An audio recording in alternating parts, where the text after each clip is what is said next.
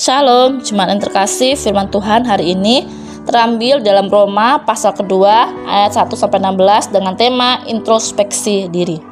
Tuhan Yesus merupakan satu-satunya hakim yang bijaksana dan tidak pernah salah dalam memberikan hukuman kepada umatnya. Tuhan menginginkan kita untuk tidak menghakimi apa yang orang lain perbuat, melainkan lihatlah dosa yang sudah kita perbuat. Sebab manusia cenderung mengintrospeksi orang lain dibandingkan dengan dirinya sendiri. Seperti di dalam Matius 7 ayat 3 yang berbunyi, "Mengapakah engkau melihat selumbar di mata saudaramu, sedangkan balok di dalam matamu tidak engkau ketahui?" Ayat tersebut sebenarnya ingin memberitahukan kepada kita, jangan hanya fokus terhadap kesalahan orang lain, tapi lihat pribadi lepas pribadi. Apakah hidup kita sudah benar di hadapan Tuhan, atau justru ada yang tersembunyi? Apa yang sebaliknya kita lakukan untuk dapat mengintrospeksi diri kita di dalam Roma pasal 2 ayat 1-16? Yang pertama, jangan menghakimi atau menghujat kesalahan orang. Ada pada ayat 1. Dalam ayat 1 dikatakan, "Karena itu hai manusia, siapapun juga engkau yang menghakimi orang lain, engkau sendiri tidak bebas dari salah." Ayat ini mengingatkan kepada kita bahwa siapakah diri kita sehingga berhak untuk menghakimi dosa manusia. Sebab kita juga sama seperti mereka, yaitu berdosa. Mungkin yang membedakannya itu perbuatan yang dilakukannya, tetapi di mata Tuhan sama-sama berdosa. Oleh sebab itu, tidak usah terlalu meributkan kesalahan yang manusia perbuat. Biarlah Tuhan yang melakukan itu. Sebab Tuhan punya cara sendiri untuk menghukum manusia.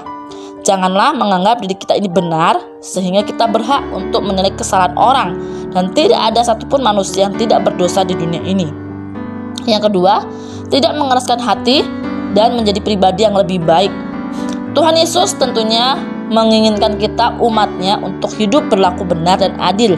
Itulah yang diajarkan Tuhan Yesus ketika masih berada di dunia dan menjelma menjadi manusia. Itu jugalah yang diharapkan Rasul Paulus untuk para pengikut Tuhan.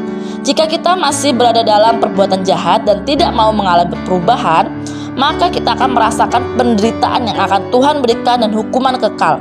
Sebab dia akan bertindak menurut cara dia sendiri yang kita tidak tahu. Karena kuasa dan cara Tuhan tidaklah terbatas. Sebaliknya, jika kita ingin terhindar dari hukuman Allah, berubahlah dan sesegera mungkin melakukan pertobatan. Lepaskan diri kita dari dosa agar mendapatkan kemuliaan, kehormatan, dan damai sejahtera dimanapun kita berada. Sebab Allah dalam melakukan penghukuman tidaklah memandang bulu siapa dan apa jabatan kita di dunia. Yang memandang siapa dan apa jabatan kita di dunia hanyalah manusia, tidak berlaku untuk Allah. Yang ketiga, sering-sering membaca dan melakukan firman Tuhan. Hal yang sulit untuk dilakukan secara rutin yaitu membaca firman. Biasanya kita lebih mendahulukan membaca berita di luar sana daripada membaca kebenaran firman Tuhan. Sebab keinginan kita tentunya lebih kepada rasa keingintahuan apa yang terjadi di luar sana dibandingkan kebenaran firman Tuhan. Orang yang mau mengintrospeksi diri tentunya bisa banyak mencari informasi apa yang harus dilakukan dalam hidupnya melalui kebenaran firman Tuhan, bukan kebenaran dunia. Karena kebenaran firman Tuhan tidak akan salah, sedangkan kebenaran dunia belum tentu benar dan bisa jadi membuat dosa untuk pribadi kita. Dengan sering-sering membaca dan melakukan firman Tuhan, kita semakin tahu apa yang harus kita lakukan.